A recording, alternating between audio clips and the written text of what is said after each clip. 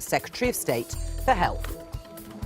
Labour spent nearly £5,000 on this snazzy little number at the general election. Was it really money well spent? And it's all going to be done courteously. No slanging matches. Just say what awful weather we're having, sir. And load them or loathe them. The Home Secretary announces she's killing off the friendly traffic warden. Really? So all that in the next hour of TV Gold, which swept the board at last night's National Television Awards. Or not.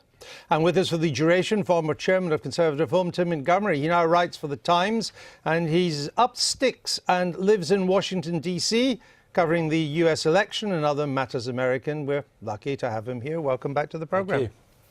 Now, first of all today, to the public inquiry into the killing of the former Russian spy Alexander Litvinenko in 2006. The inquiry found that his murder was probably approved by President Putin.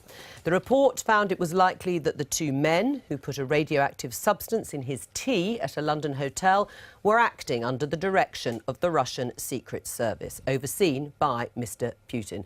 Well, Tim, Theresa May has been giving a statement in the House of Commons and obviously has said that not only was this not a surprise, but they have taken action because this was 10 years ago, because there isn't much more they can do, is there? Oh, there's plenty that they could do if they wanted to. We're sat in, I think, probably the greatest city on earth at the moment, London, but one of the reasons why it has so much money from abroad coming in is that we are very tolerant of where people get their money from. There's people buying properties in London, in Kensington and some of the most desirable parts of London, bought through shell companies. We have no idea who's behind those shell companies. And a lot of those people are the people who are supposedly subject to sanctions. So Britain could do an awful lot more to investigate the money that's flowing into London and stop some of the rich Russians who are behind some of the deeds that we're complaining about getting here. Right. You say they could do more. As you say, the problem is there are reasons that they probably won't do much more, except Theresa May has said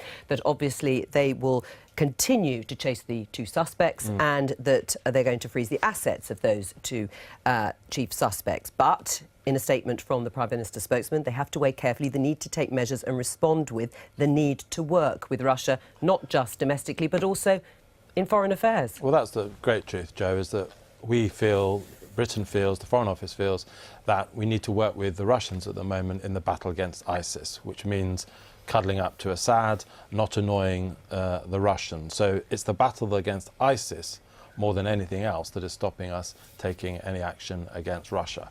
Assad, who I think was actually the cause of the Syrian civil war, we're keeping him in place.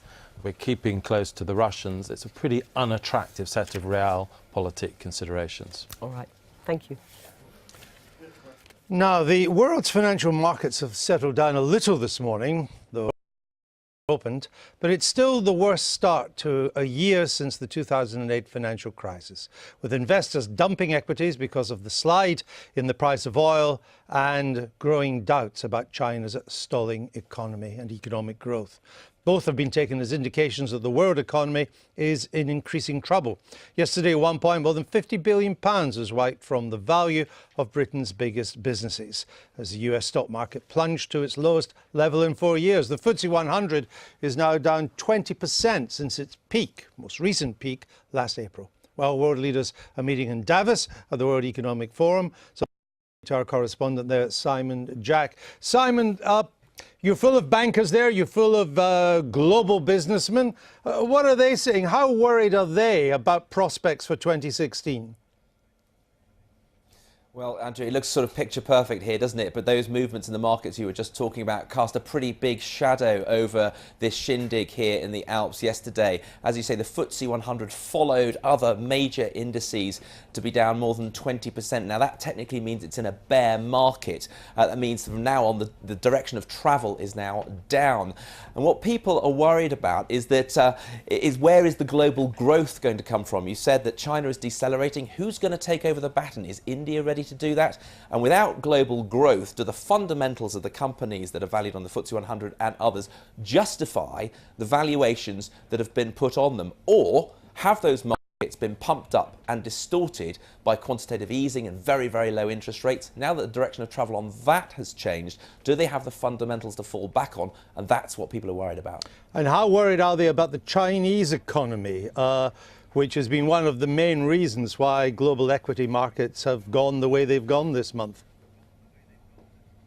Well, there's some scepticism about the official figures. I actually spoke to the former number 2 at the Central Bank of China yesterday, and he said, look, we'd put our numbers together by generally accepted international standards. Yes, we are slowing, but there's no reason to suspect that the growth rate there is not 7%. I think what's more worrying in the Chinese economy are things like the property market, which has boomed, propped up by a massive increase in credit. Now, if those houses can't be sold, you might get a property bust. That can spread throughout the financial system. So that's the warning light, the warning light there. But there are sort of waves of nausea coming off, saying, look, is this just a stock market correction, the kind of thing that happens, once in a while after you've had a bit of a long run, or does it say that down the road there is something more unpleasant coming for the global economy? Because markets often predict what's going to happen in a few months' time or a year's time in the real economy. It happened in 2008, and some big hitters, people like George Soros and others, have been saying that we are headed for a 2008 type scenario.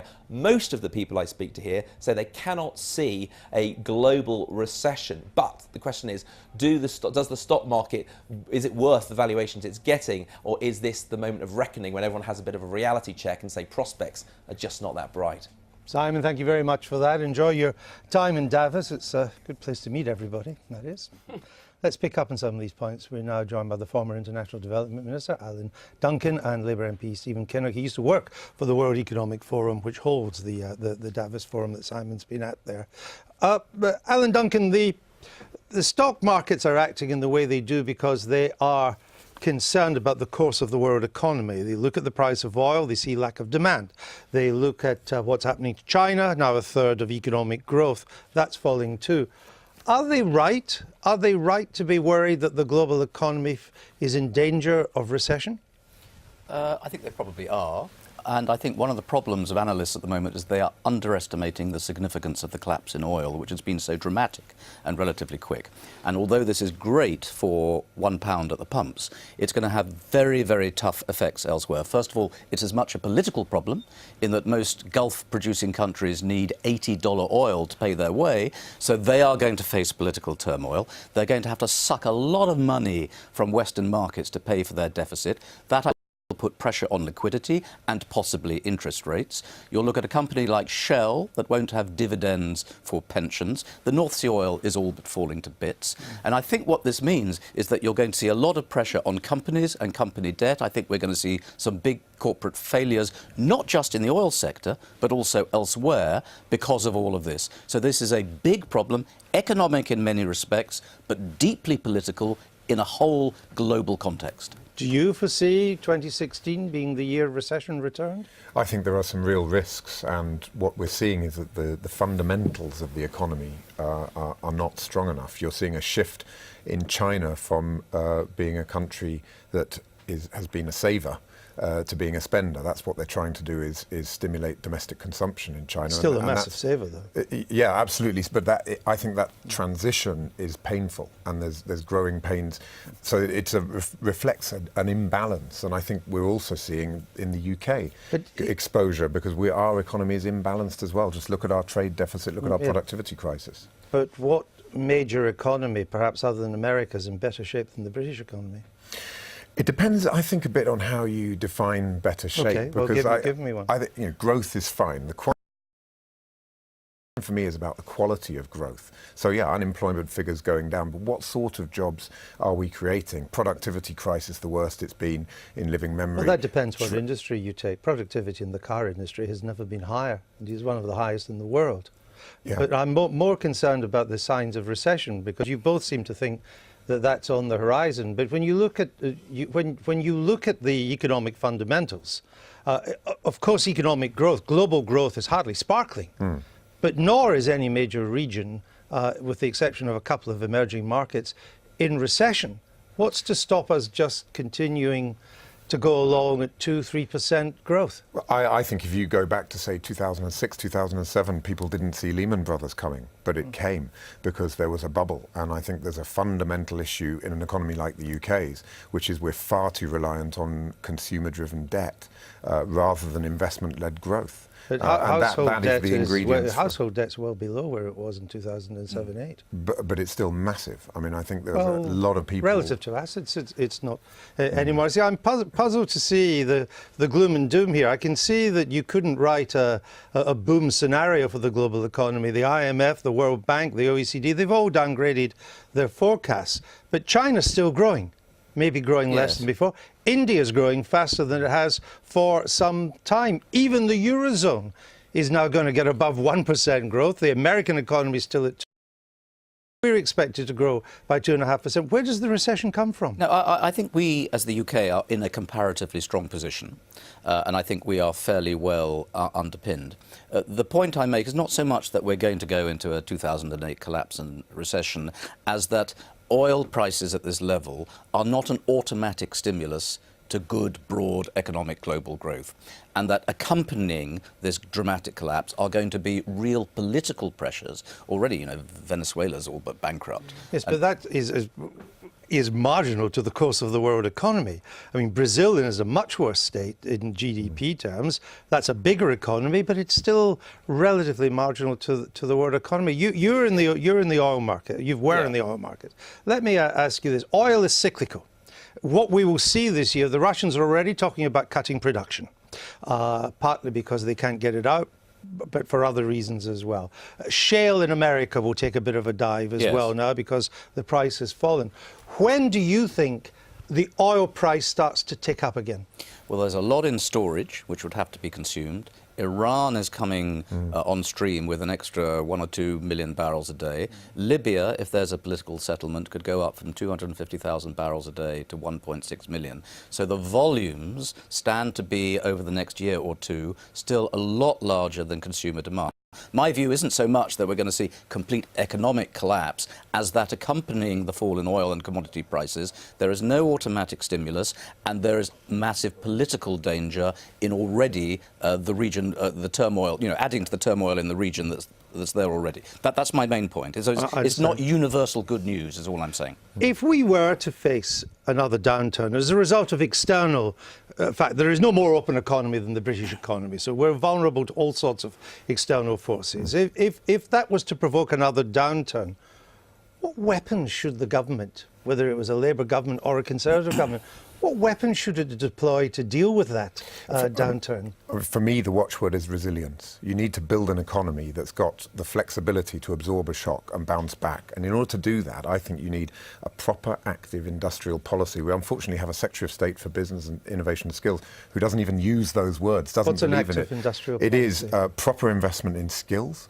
infrastructure, energy, the whole basis for an economy that actually starts to make things again. But these are all long-term issues. I want to bring Tim Montgomery in to get his thought. These are all long-term supply-side reforms that you're advocating. What I'm saying is, what should the government macroeconomic response be if a downturn caused by external forces this year? Well, there aren't that many monetary levers left because interest rates are as low as they possibly can be. That's why I think... They could go negative. They could go negative, I guess. Well, Switzerland's negative, Sweden's negative, ECB's partly negative. Actual borrowing costs are higher than the headline interests. Yeah, of course, so, you know, but they're still historically... So we're short of weapons, in other words. We're very short of weapons. That's why a more Keynesian approach is the only way forward.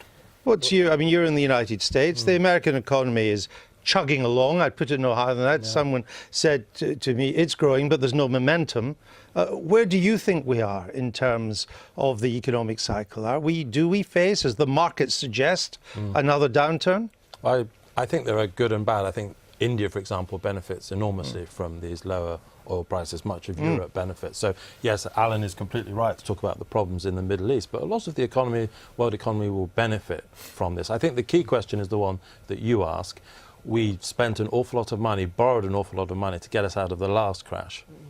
We're only halfway to get rid of the deficit, for example, in Britain. In the autumn statement last year, George Osborne gambled on growth continuing to get And he there. spent the 27 billion and he found down the back of the sofa. Controlling spending is really hard. And the other instrument, of course, is quantitative easing. You ask about America. There's now a huge debate about quantitative easing's contribution to the right.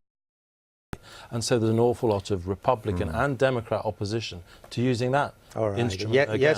Yes or no, because we've got to move on. The United States has begun the rise in the interest rate cycle before it saw all this bad news. Will America continue to raise interest rates or not? No, they will wait now. Will it or not? No, and we've got to keep calm and carry on. Well, as Mr. Carney has said. I agree, they won't. Very well. Thank you very much, gentlemen. Thanks for discussing that with us. It's a very large sofa George Osborne's got, isn't it? Must be to have 27 billion in it. Well, David Cameron's due to make a speech in Davos in just over an hour's time. The Prime Minister's expected to call on business leaders to make the case for the UK to remain inside a reformed European Union. He's pledged to hold a referendum on the UK's membership once he's finished his attempts to negotiate changes. Let's talk now to our correspondent Eleanor Garnier. And Eleanor, tell us first of all about the latest news on timing and choreography once he has that negotiated settlement he's looking for. Well, Joe, David Cameron said that his ministers will be allowed to campaign to leave the EU, but only after the government has come to an agreed position, and that will have to be made at a cabinet meeting. Now, the summit is happening on a Thursday and Friday, but cabinet is traditionally held on a Tuesday. So Eurosceptics are worried that that 48 hours over the weekend could be really critical. They have an advantage over that weekend because he might be able to come back here, say, look, I've been victorious, I've got a deal in Europe, and he'll be able to start making his case to stay in the European Union, while the Eurosceptics will have to sit on their hands because the government won't yet have come to an agreed position.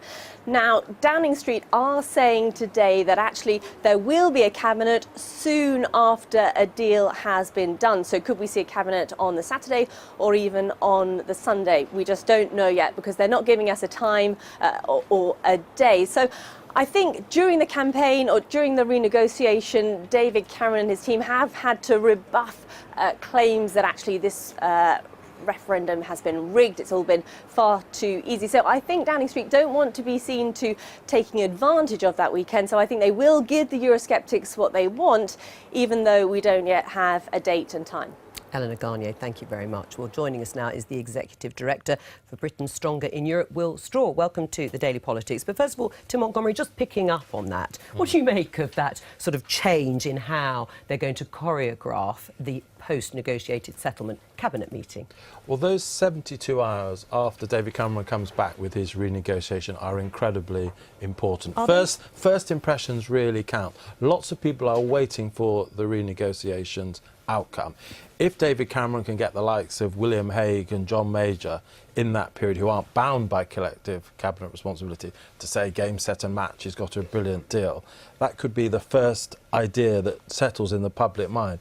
And if the cabinet Eurosceptics aren't able to speak until Monday or Tuesday, again, the one-sided debate that the Prime Minister has set up continues. So I think the danger is there will be resignations from the cabinet if this cabinet meeting doesn't happen very early after renegotiation. So in your mind, it doesn't sound like that arrangement was going to hold anyway, because if people wanted to speak out, they would. But will they? I mean, are you sure these Eurosceptic cabinet ministers are actually going to speak out, even once the sort of veil of silence has been lifted? I think there are at least 5 cabinet ministers who will definitely campaign for Brexit. Right.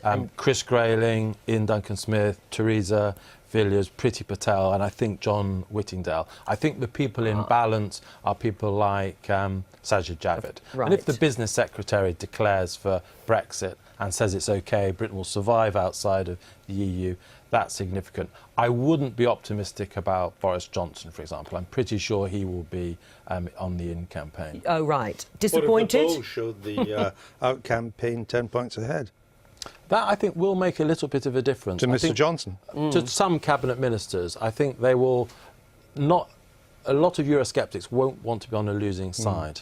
No. I mean, are you disappointed if that's the case? I mean, do you think for you Boris Johnson would certainly give them a boost? Well, I'm a passionate supporter of Britain becoming an independent nation like Australia, Japan, Canada. These nations can run their own affairs, and I think Britain should as well. I think ministers who've said privately and publicly over the years that unless there's fundamental change that they would campaign for Brexit, there isn't going to be fundamental change. And if they don't campaign for Brexit, in future leadership election for the Conservative Party, there might be consequences. Yeah, well, they'll know where they stand. I mean, Will Straw, listening to that, let's talk about Labour. We talked to Kate Hoey yesterday, the co-chair of Labour's campaign to leave the EU, and she said around 25 to 30 Labour MPs, smallish number, would support a Brexit. Does that sound about right? I think that would be surprising. Alan Johnson... Surprisingly high, in your Surprisingly high, yeah. Alan Johnson, who runs the Labour In campaign, has signed up well over 90% of Labour MPs to his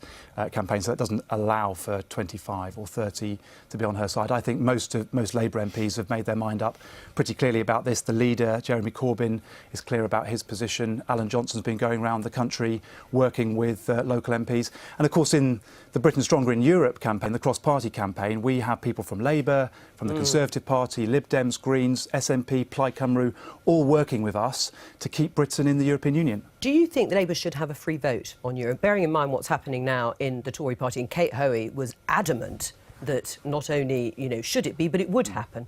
Look, that's a matter, obviously, for Jeremy Corbyn. But should it be? Well, people have very strongly held convictions on this, and I think that people should be allowed to set out what their convictions are. I don't think that is likely to particularly split the Labour Party as things stand at the moment. So I don't see the issue with that. I think we've got a big debate to have. There are big issues at stake. What is best for Britain? How do we ensure that the economy can grow in the future, jobs can be created? Yes. What's best for our security? These are serious issues, and over the last week or so, we've had a lot of momentum on our side. We've, as you see, you've got your newsletter there. I didn't actually, or haven't received it. I don't know where it's just been leafleted. Just a matter of time. Is that a promise or a warning? But let's have a look at some of the sort of detail of it, because there are newspaper reports suggesting that there are errors, as I'm sure you know. I mean, the benefits of EU membership are worth £3,000 a year to the average household. How's that calculated? Well, this is a number that the Confederation of British Industry have produced a couple of years ago. What they did was look at a whole range of peer-reviewed economic studies, setting out what the economic benefits are to the UK from being in the European Union compared to a scenario where we hadn't joined in the mid-70s, and then they divide that by the number of households. Right, it's not a precise figure, is it? I mean, no, it's an average of different studies. But here's the important point, because you'll hear a lot from Leave campaigners about the costs of EU membership, which are about £340 for the average household per year, compared to that £3,000. So even if that's a rough average, you're still talking 8 or 9 to 1 in terms of the ratio. That's a pretty good return on investment. But the figures work both ways, don't they? I mean, that's the thing, is that actually a study done for UKIP said that there was something in the region of £165 billion that could be saved if we weren't members of the EU, which you would dispute. Does it help anyone having these sorts of very bold claims? But they are statistics. I expect Will and I now could have a disagreement on statistics, and it would turn everyone off. But I just say one thing, we aren't sort of putting a wall up if we were to leave the European Union. We would still trade with the European Union. A lot of those benefits in the CBI numbers would still exist because we would still be trading with the European Union. But what we would get by leaving the European Union, our net contribution to the EU is rising year on year on year. We can repatriate that money, we can spend it on the National Health Service, we can spend it on having our own trade posts all over the world promoting British economic interests. But what we don't know, Tim, is exactly what that trading relationship would look like. I mean, this week Daniel Hannan has said that he supports the Norway option, whereas Dominic Cummings, who runs the Vote Leave campaign, which Dan Hannan, they don't want the Norway model. What I think people need to be clear about is, will we retain access to the single market? If so, isn't it true that we'll have to pay budget contributions, accept rules and regulations, accept free movement of people into this country? All those things would be true, wouldn't they? Well, absolutely it's true. If we leave, there's risk. Yeah. But there's risk in staying in as well. All right. Everybody knows that since we joined the European Economic Community, it's changed beyond recognition. If Britain votes to stay in the European Union, they will take us for granted for years to come. Our budget contribution I don't think that's right. And when the reform package has been agreed, possibility of a refugee union, there will be big consequences for staying in a changing European Union. It's a choice of two risks. It is. I mean, there is one thing to say there, because the access to Europe's market to 500 million would have to accept free movement of goods, or people, I should say. But actually, with Norway and Switzerland, who are in the European Economic Area, who do have that access, they still have to accept the free movement of people as well. They do, and in fact the rate of immigration to both Norway and Switzerland is higher than it is in the UK. So people who are campaigning to leave need to come clean about what it is they want, and they need to be honest, as Tim has been just now, that free movement would stay, you'd still pay into the budget, and you'd accept rules and regulations. We'll leave it there. We're going to have to leave it there. Well, just as I was interested, the Pope is now coming out. The Pope's on our side. We've got farmers coming out. Has he got a vote? Right around the country. I don't think he has a vote, but I think people will listen to what he's got to say. He should join in. He should join himself before he asks us to stay. What data are you guesstimating will be the referendum when? I think it's hard to say. There seems to be a growing view that it will be in June the 23rd. June 23rd. But that would be contingent on an agreement in February. But not definite, but that's your guess at the moment. I'd say so. I'd agree with that. June the 23rd. Okay. Exactly. Can you put that in our diary? I'll put it in the diary. June the 23rd, don't be away. Now, chicken suits, a bright pink bus and a helicopter with your head on it. Not your politician's head. Yesterday, the Electoral Commission published figures revealing exactly how much and how the different political parties spent their money during the election campaign of 2015. Was it money well spent? Obviously, the Tories think so. But Joe, how much did that Harriet Harman bus cost? A pretty penny. The Labour Party spent nearly £5,000 on Harriet Harman's pink bus and nearly £600 on chicken suits. Didn't know they were so expensive. But the infamous Edstone wasn't included in the party's finances. Labour say the 8'6" monument was left out due to an administrative error. Careless of them. The Conservatives spent a total of £15.5 million on the campaign compared to Labour's £12 million. Their costs included £487,000 on private jets to get senior Tories across the country, £2.4 million for election guru Linton Crosby, and £400,000 for a personal photographer to trail the Prime Minister. That should have been £40,000. Expensive photographer otherwise. The SNP spent £1.5 million on the general election campaign, including more than £35,000 on a helicopter with Nicola Sturgeon's face on it. And UKIP spent nearly £3 million, including £10,000 for copies of leader Nigel Farage's book. The Lib Dems spent £3.5 million and the Greens spent just over £1 million. So which party got most bang for their buck? Well, the figure suggests the Conservative campaign cost £1.38 per vote. Labour spent £1.29, but the winners were UKIP, who spent 73p for each of their 3.8 million votes. Thanks, Joe Cole. Because if you do it by MPs, then the Scottish Nationalists got the biggest bang for the buck by far on that. We're joined now by Labour's John McTiernan, who's run numerous campaigns. Some he's won, some he's lost. And, of course, Tim Montgomery, who's been involved in campaigns too. John McTiernan, would it be fair or unfair to say that it didn't matter how Labour spent its money in the last election, it wasn't going to win? No, I don't agree with that. I think certainly if I had my time again in Scotland, we'd spend all of our money on Facebook and on social media. I think Labour were routed on social media in Scotland by the SNP, and I think Labour were routed in the UK on social media too by the Conservatives. I think. So you spent social media, you really think is that important? Well, Labour spent more on a single advert in the FT than they spent on Facebook advertising through the entire campaign. That's just disproportionate. There's not that many swing voters reading the FT, to be fair. No. Not there. We've got some breaking news on the very subject we're talking about, which is it's been revealed by the Labour Party that the Edstone, the infamous Edstone, cost £8,000. £8,000. It's a big more stone. Than Harriet Harman's pink bus. Was that money well spent? Look, it was the most ridiculous and disastrous political stunt in my lifetime, but for the humour it's given, the laugh value since then, I think it is a bargain. And I tell you, I've had any number of offers from people in the Australian Labour Party wishing to buy it for far more than £8,000. Have we ever found it? It's got a big. It's in southeast London somewhere. Does it exist? They haven't broken it up. No, it's somewhere in a gigantic yard in Eltham, I think. Very well. Oh, God, that'll set everyone off looking for it again if that's the case. £2.4 million paid to Linton Crosby and his company. Sir Linton Crosby. We don't use titles on this programme. Tim. Sorry, Sir Andrew. We don't use titles on this programme.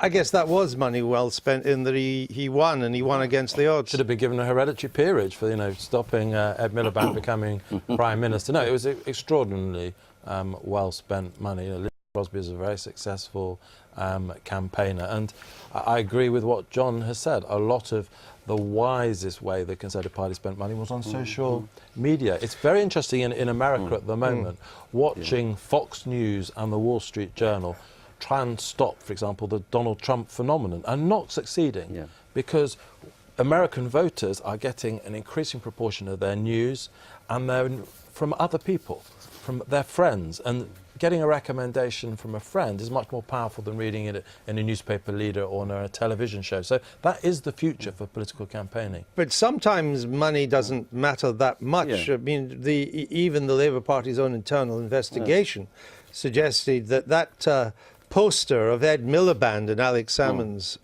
pocket had quite a big effect on voters in England to get them to go back to the Conservatives.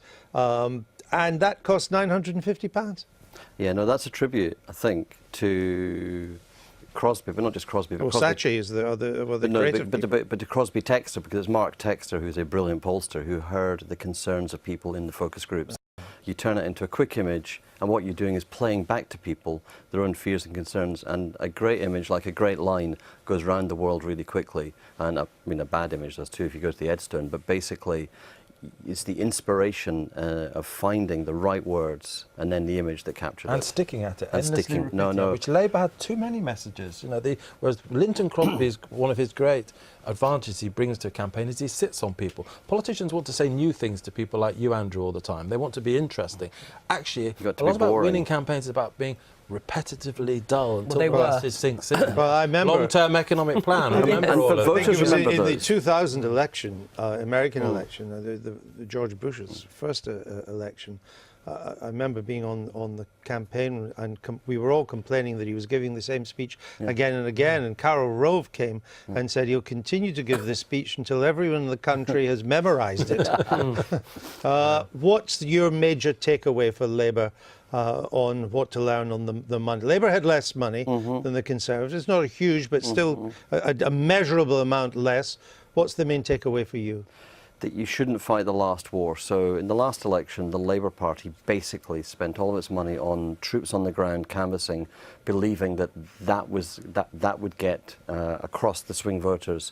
You have to put your money into really good polling and then really good communication, but disciplined communication to people where they are. And actually, Tim is completely right. A recommendation for a friend is far better than a stranger knocking on your door.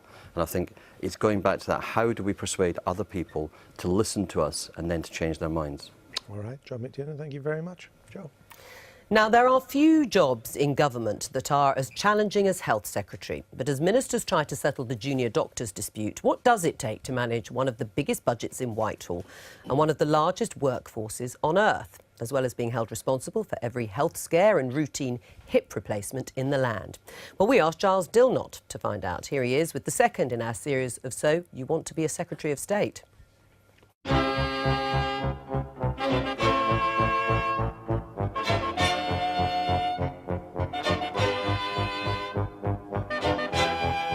Whitehall, the heart of government. But could you balance the needs of patients with those of doctors, nurses and surgeons and still be responsible for one of the largest employers in the world? So, you want to be Health Secretary. You know, you do some things at the start that you probably wouldn't do at the end, and you definitely do some things at the end that you definitely wouldn't do at the start. In the Conservative Party, there's lots of people who know about defence and foreign affairs. It turned out there were really relatively few who knew about health. The BMA had posters of me all over the country, sort of attacking me, and when I went on holiday, nurses had me at the airports asking people to search for the missing minister. The BMA had a great guy who was their lead negotiator. I called him Scargill with a stethoscope. He was brilliant. I think I'm the first, probably the only person ever who went into the Department of Health and had a World Health pandemic declared within 4 days of arriving in the department. Jill Rutter is a former civil servant, now with the Institute for Government, who sees that whichever party is in charge, the issues of running the Department of Health are much the same.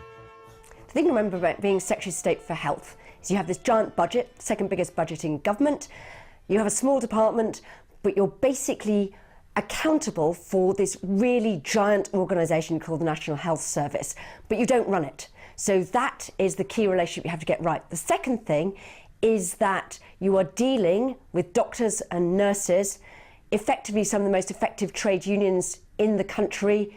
They have very high credibility. You're a politician, you have very low credibility. How are you going to deal with them? Just expect all hell let loose. The public and the political class and the media get more worked up about health issues than anything else. Any Secretary of State finds that he or she is embroiled in constant battle with one group or another. It requires a great deal of reform and change to keep up with changing demands and so on. Every time you want to change something, it is fought bitterly by some interest group or other. And the people who are most resistant to change are the general public, who want a better health service but don't want it varied in any way from that with which they're familiar. And the fact is that process of change never seems to end. The National Health Service is like continually digging a hole under yourself, and you have to continually move forward. It's one of the great challenges that the success of the NHS presents it with a never greater challenge. And there's always been a price to pay for the health secretary. So much so, one of them didn't much like the look of the job. I had done health in opposition at Barbara Castle. We had a very hairy time. She was having the hairy time. I was in opposition, but she was having a difficult time, again, with the BMA and the consultants and all the medical establishment, and had to be rescued, much to her complete horror, by Lord Goodman. And you saw then, this was the Labour Secretary of State, you saw then how difficult it was to make progress. One of the reasons why in the health service there have been so many reform programmes is because most of them, people have been hit hard and pulled back, and they've been half-baked. The table is littered with half-baked reforms. The point was to try and accomplish thing. The opposition to such reforms has come most often over the controversial issue of who else, apart from the NHS, can provide services. You know, my goodness, Dave Prentice and I used to have these ding-dong arguments, with officials and special advisors sitting there wincing away as we went hammer and tongs about some issue. Because, he didn't believe in alternative providers in the NHS, and I did, and, we weren't going to reach agreement on that. You've got a situation in our country, and it will always probably be like this, where 90 to 95% of care is provided by the public sector. That's pretty unusual. But if you can bring in some private sector players who've got expertise, knowledge, capacity and capability to treat NHS patients for free, according to NHS principles, need not ability to pay, why on earth wouldn't you do that? For Andrew, argued you shouldn't, were NHS managers themselves. They had been opposed to it when Alan Milburn brought it in, when Patricia Hewitt legislated for it. They were opposed to it then. They continued, and they probably are opposed to it to this day. But there are many politicians and people who sing the same tune, and they're not shy about telling you. If your colleagues in the House, other MPs, are concerned about health in their patch, they'll get you. And it's no good saying to them, oh, go and see the guy from NHS England. They expect you to sort it out. I remember a woman once coming to my surgery asking me if I could write to the health secretary on her behalf. I was the health secretary. She didn't realise. I said, yeah, of course. I should be able to do that in the next couple of days. For one Secretary of State, the department was more than just treating. Day one, Department of Health, I said to the massed ranks of the senior people in the Department of Health, from now on, physical activity is going to be the core business of this department. And I think it's fair to say a tumbleweed went across the table because they were thinking, no, that's DCMS. And I knew the Department of Health culture was, oh yeah, we like buying pills and syringes and scalpels and aprons, but we don't invest in running machines or because that's the DH kind of culture. Actually, it's a kind of we'll pick up the pieces when you're ill. It truly isn't, to be fair, a department of health, promoting health. Perhaps the largest reform of the NHS and most controversial was brought in 2010, and many people said it had been sprung on the NHS, breaking a promise. Somebody, and I have not to this day yet found somebody who will own up to it, put into the coalition programme a reference to no more top-down reorganisation on the basis that the Prime Minister has said, therefore it must be true in 2010. Well, in between we had the manifesto. It wasn't in the Conservative manifesto. Those words didn't appear. They didn't appear in the Liberal Democrat manifesto. Somebody decided they should be in the coalition programme, notwithstanding that they were in neither of the two parties' manifestos. That in itself, in that simple fact, which has nothing to do with me, happened in somewhere in the bowels of the Cabinet Office, that in itself was very damaging. As today's Health Secretary, junior doctors and patients know right now the job of providing health in this country is not easy at the front line, and it doesn't seem that easy in the corridors of Whitehall. And with us now, Claire Gerarda, who used to be chair of the Royal College of GP. It's just such an enormous job, actually running the NHS, or at least being Secretary of State for Health, that it's impossible to get it right. Well, it is an enormous job, and as you said, it's the largest workforce, I think, in the world after the Red Army. But I would be interested in whether those Secretary of States that you had on that programme actually got together and actually asked themselves why many of them got it so wrong. It's as if, and with due respect, they get the portfolio of health. It's like a new train set, they take it out and they play around with it. What they then do, and to use another analogy, is they plant a plant and dig it up a few weeks later to see how it's getting on. And maybe with such a complex organisation, such as the NHS, that deals with people who are sick and dying, maybe it beholds them just to let evolutionary process take its place, rather than think that we have this enormous revolution and that everything's going to be all right. But do you admit then that on the side of evolution, you and others, the BMA, have sometimes been a block and obstacle to reform and change? Well, with respect to myself, I think many would now say that I was absolutely right with my opposition and the vocal opposition that the Royal College of GPs had around the Health NHS Act. And also many other policies that the BMA have spoken very vocally about, such as private finance initiative, which was brought in, such as Ken Clarke's 1990 reform, which brought in the purchaser-provider split. So the BMA doesn't oppose just for its own sake. It's there, yes, to represent doctors, but it also represents patients, and fundamentally it represents the NHS. I mean, Tim Montgomery, isn't Claire right? It's not really her or the group she represented at the time or the BMA's fault if there are politicians like Andrew Lansley, for example, introducing what they saw as an unnecessary and damaging top-down reorganisation. Yeah, if they really believe that, of course they should oppose a reform that they think is not in the interests of the health service. And the overall thrust, and I find a lot of the health reforms that have taken place under both Labour and Conservative confusing, but the general thrust has been to give more power to professionals. I think that's the general belief, the general aim of the Lansley reforms. It was what Alan Milburn did when he was Health Secretary. So it would be wrong to get the impression that politicians are always trying to tinker in the detail. They've done too many reorganisations, that's true, and I think the Lansley reforms were regrettable. I don't think they got at the heart of why the NHS is facing financial pressures, but the thrust with foundation hospitals, with more power for GP purchasing, is pushing responsibility towards the professionals we can trust. And the problem there, as I think it was Ken Clarke, I can't remember, said politicians have pulled back sometimes from major change, so it's ended up being just like tinkering at the edges because of resistance from health unions or the College of GPs or the BMA. I have now worked in the NHS for nearly 35 years. I have had more reorganisations than you've had hot dinners. If I asked you to pull down your house every 2 years, because it's in your best interest, and then rebuild it every 2 years, I think you'd think I was quite mad. I think what we need now, is we need some stability. We need to make sure that we make the NHS safe. It's going through its biggest crisis for decades at the moment, and probably does need, funnily enough and ironically, some reorganisation at this stage.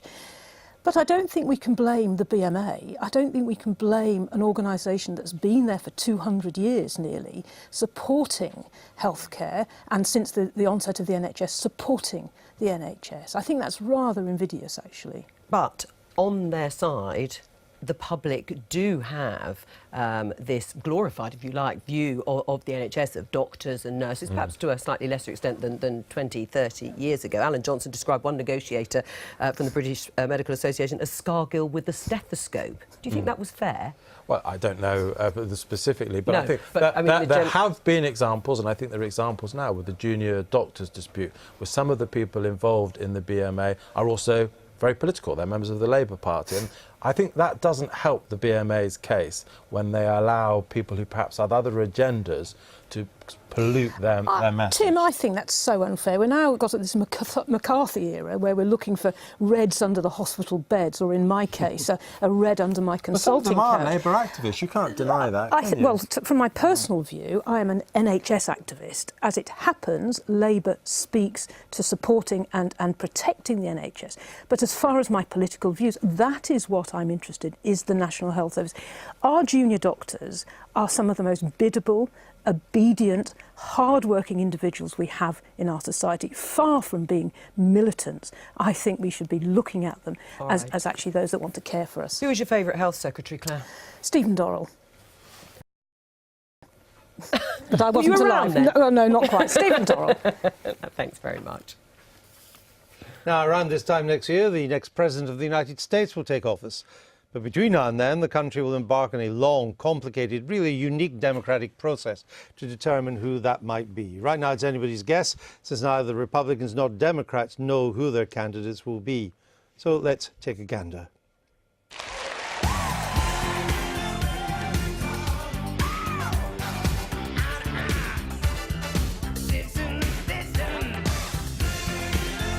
Donald J. Trump is calling for a total and complete shutdown of Muslims entering the United States.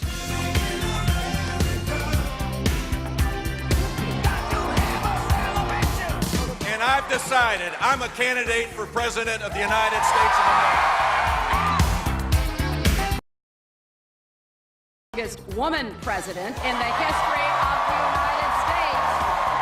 When I'm president of the United States, we are going to win this war on ISIS. And if we capture any of them alive, they are getting a one-way ticket to Guantanamo Bay, Cuba. I would not advocate that we put a Muslim in charge of this nation. I absolutely would not agree with that.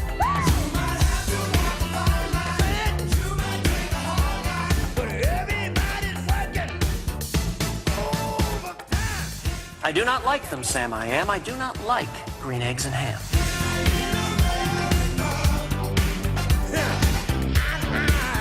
Our government belongs to all of us, not just a handful of billionaires. You ready for a commander-in-chief who will let our warriors his ass? I feel good. That wasn't Saturday Night Live. It was from American Television News. With us now from our Oxford studio, William Bernard, who's the UK chair of Democrats Abroad. Mr. Bernard, you could argue the Republicans have too many candidates in their primary election system. Do the Democrats have too few? Just one correction. I'm a former chair of the Democrats Abroad UK. Well, I think that's true in a funny kind of way. I mean, you think about Donald Trump. He's at mid-30s generally in most of the polls. Well, that's where Bernie Sanders is on the Democratic side, and yet Bernie Sanders is seen, although he's moving up perhaps, to be running a little bit behind. But there is some energy there on the Republican side. But it is true that the establishment track, those candidates running on that track, are splitting the vote so cleanly and neatly that Trump is there at the top of the heap.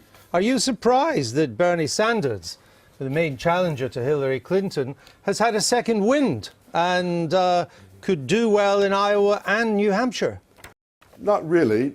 Primaries tend to get closer as we get towards the date. It's also true that you have to take into account the unique nature of primaries. Primaries are times when voters know they're not choosing the person to hold the office necessarily, but they're choosing people to send a message sometimes. There's a great deal of frustration and anxiety towards the financial system in the states, and I think Bernie Sanders is representing that. It's the same kind of anxiety that a good number of people on the Republican side feel, who are in fact supporting Donald Trump. There's one point, though, that I would want to make that most people in the UK don't realize, is that American citizens who live in the UK can vote in the Democrats abroad primary on Super Tuesday. Indeed, and I will come back to that in a minute. If Mrs. Clinton's campaign was to be derailed, perhaps because of this increasing scandal on her emails, or something just comes to blow her out of the water in this way, what would the Democratic establishment do? They wouldn't, I assume, want to go into the election with Mr. Sanders as their candidate. Well, the Democratic establishment, so-called, doesn't really run the party. It's the states, as they vote in primaries, that control the delegation to the Philadelphia Convention. And that'll be decided in primaries to come. Sure. And it'll be rather difficult to derail that campaign, though, by losses in Iowa and New Hampshire, given the nature of the calendar. The calendar after New Hampshire tends to favor the Clinton candidacy, but we'll have to see how things work out. Tim Montgomery, the GOP establishment is waiting to work out who is the most likely candidate to see off Donald Trump or even Mr. Cruz. Who do you think that's likely to be? I've thought for a long time it is Marco Rubio. He's a sort of very telegenic senator from Florida, from Cuban origin, but his campaign hasn't caught fire. He needs, in New Hampshire, to be absolutely the second place candidate to Donald Trump if Trump wins New Hampshire. But actually you've got other leading Republicans, moderate Republicans like John Kasich from Ohio, Chris Christie, even Jeb Bush is coming back a little bit. Not from much. From a low base, but they're all about 10 points. And it's the continuing division of the establishment track that is giving Trump quite the advantage that he has at the moment. Mr. Bernard, who would the Democrats least like to see as the Republican nominee? I suspect they think that, curiously enough, Rubio or John Kasich would be a serious contender. I think there's still a feeling that somehow or another that the American people, as they enter the fall and get towards the election and realize the gravity of the choice they're making, that they would go with a celebrity narcissist and a blusterer and a carnival barker like Trump. Cruz also, I think, is rather ideological. He's very ideological on the right of the party and would be feared by a good number. But I think in terms of actual difficulty of winning, probably Rubio or Kasich. But that's for the Republicans to decide. I know, I understand that. And just very finally, will we get to know how when Democrats in the UK, registered Democrats, get to vote on the Super Tuesday, will we get to know how you voted, what the split on the vote was?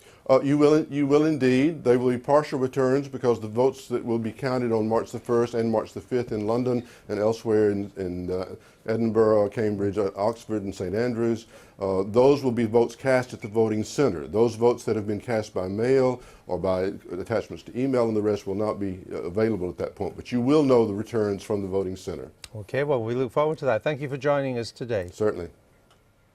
Now, do you remember these?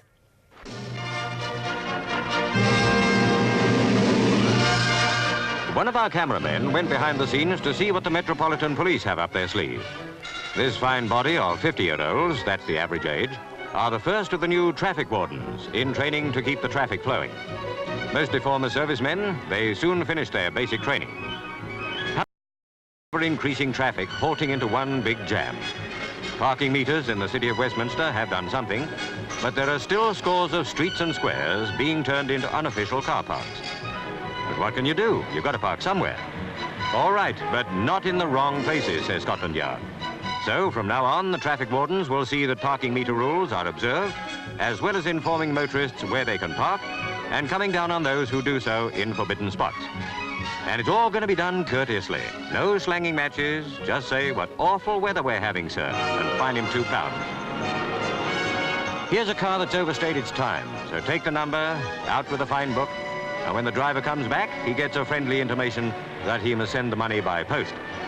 Parking penalties remain, but other offences. was a long time ago. £2. Yes, the humble traffic warden who 55 years ago issued the first ever parking ticket. But that's not all they did. They were also supposed to help the public find parking places. More tricky these days.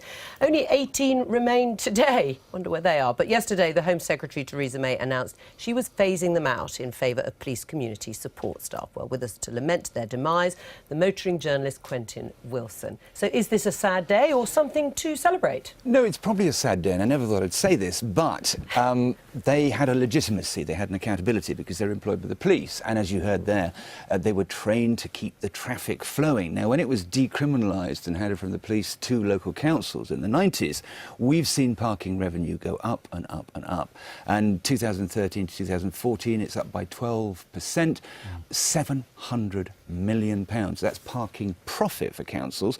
That means that consumers, and I'm going to call motorists consumers because they are, have spent £1 billion a year on parking fines that isn't spent in the local economy. And that's the issue. We all detest the parking regulations. Is this public sector motoring enforcement, that I call it, is taking money out of the economy. So you had a more romantic view, did you, of the traffic warden because of their bases, as you say, connected to the police rather than the council? It does seem to be all about profit, doesn't it? Trying to make as much money out of parking as possible. But then, as it said in the film, you've got to park somewhere and you must do it legally. Yeah, and the council tax has been frozen year after year for most councils in the country. And so this is one of the ways planning applications are. They found stealthy ways of getting money from people that they're not getting from the usual tax base. But it's stopping the high street functioning, it's stopping people buying things in local shops and buying them instead online. Right, but let's go back to the ideal of the traffic warden as such. I mean, do you think it made a difference that they were billed as being courteous and friendly? Because many people do find what they call the civil enforcement officers lacking a little bit of charm. They had an ability to reason with you. They were approachable. They were more friendly because they were accountable. Whereas this lot, I'm afraid, and everybody seems to have the same lament, are less than polite and courteous and open to reason. Have you ever had a fight with a traffic warden? I don't drive, which is a terrible thing to admit. It's not stopped you from fighting. It doesn't make you a bad person. You can't say anything then in this discussion. No. You've had fights with them? Arguments, not fights. I once said to one outside my local school, you know, this isn't right. And I'm only following orders. And I said, that's what the Germans said. And then he called the police. And he called the police? And then arrived at my house and said, look, you've been antagonising this traffic warden. It's not a job you would like, though, is it? Well, because you get a lot of abuse from a lot of people. Well, you become the least popular person, and everyone has to keep the bailiffs away from the door, and these people are just doing a job that they are. Well, yes, and we're just trying to go to work and to school and to the shops and to the doctor's surgery, to hospitals, so let's make it a bit easier. That's my plea, to make them a little less implacable, a little less inflexible. Why are there 18 left? Who are they? Sussex. Don't ask me why. Sussex has 18 traffic wardens. Oh, I see. So they are literally a hangover, because I just thought they'd all gone by now. Yes, so did I. Well, they are now. I hope you parked your car in a proper parking space, Andrew. I always thought it best to leave altercations with traffic wardens to one's driver, don't you think? Today, I'll be getting the bus home. News is starting over on BBC One now. I'll be back at 11:45 this evening on BBC One with This Week. We'll be joined by Michael Portillo, Labour MP Liz Kendall, Yasmin Alibaya-Brown and the American film director Adam McKay. He's director of this Oscar-nominated movie, The Big Short. I'll be back tomorrow. Show's back tomorrow. Bye-bye.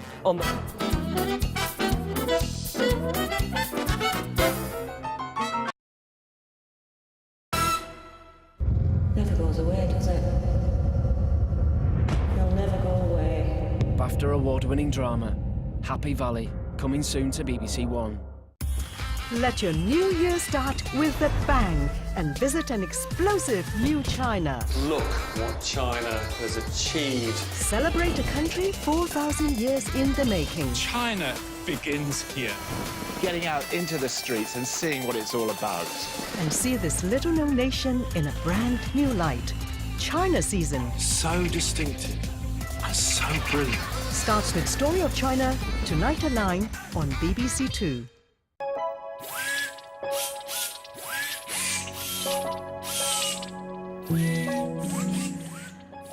Live coverage of the women's singles final to look forward to this afternoon on BBC Two Wales as we join Rishi Prasad at the Bowls World Championships.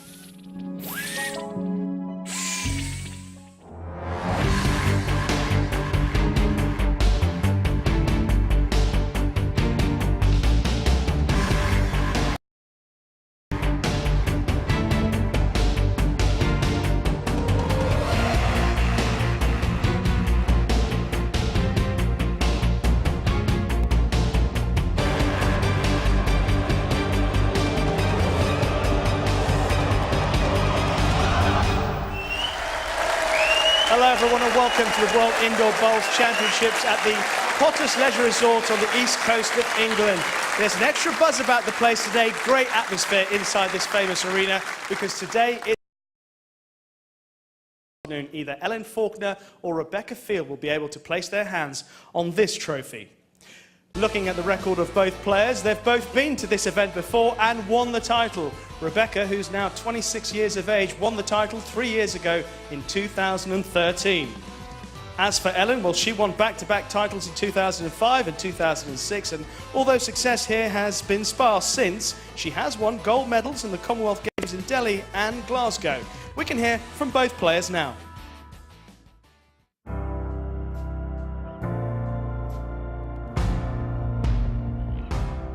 In the last 10 years, I've played 4 Commonwealth Games, managed to get 3 Commonwealth golds with some great teammates who are very good friends.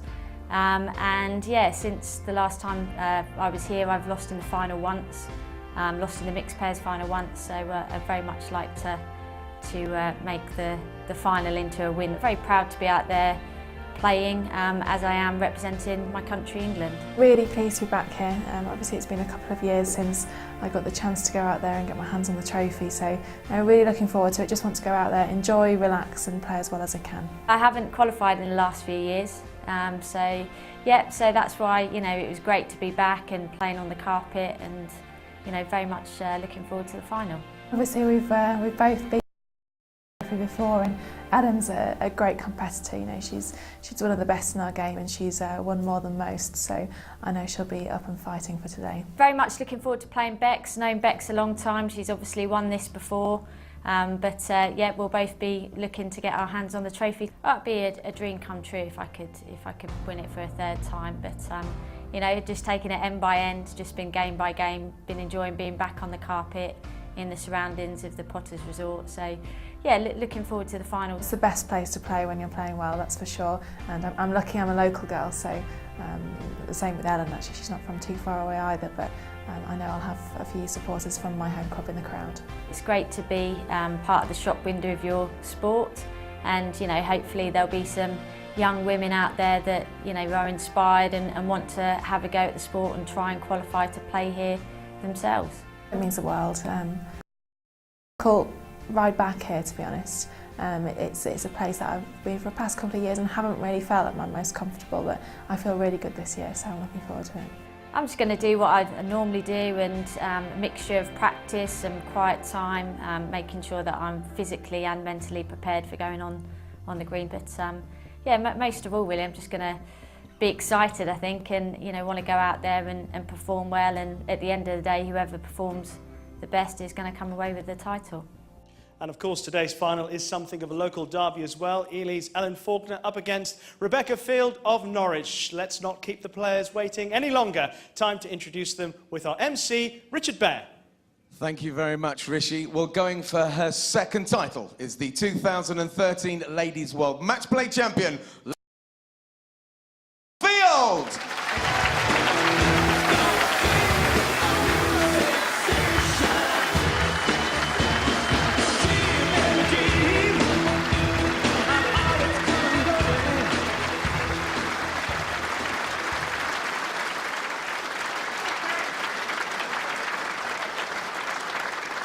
Well, making her 5th appearance in this Ladies World Match Play final and hoping things really do come in threes. It's the 2005-2006 champion. Ladies and gentlemen, it's Ellen Faulkner!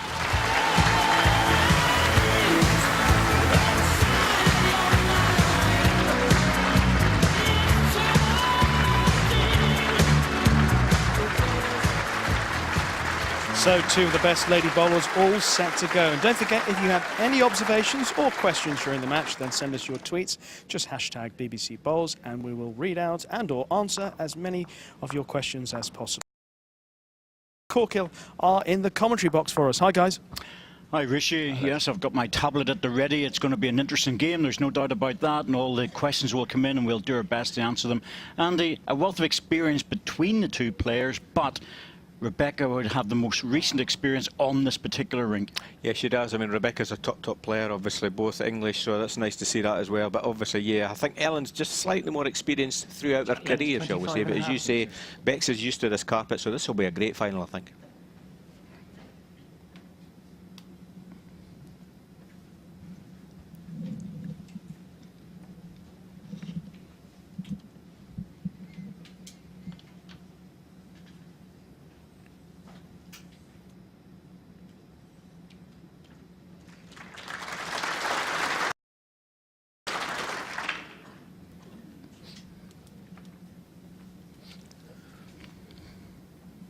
Lovely smooth delivery of Ellen Faulkner. You can see who she beats in the previous rounds there. Julie Forrest and Laura Thomas both going to tie breaks 2-1. She had to be pushed all the way there.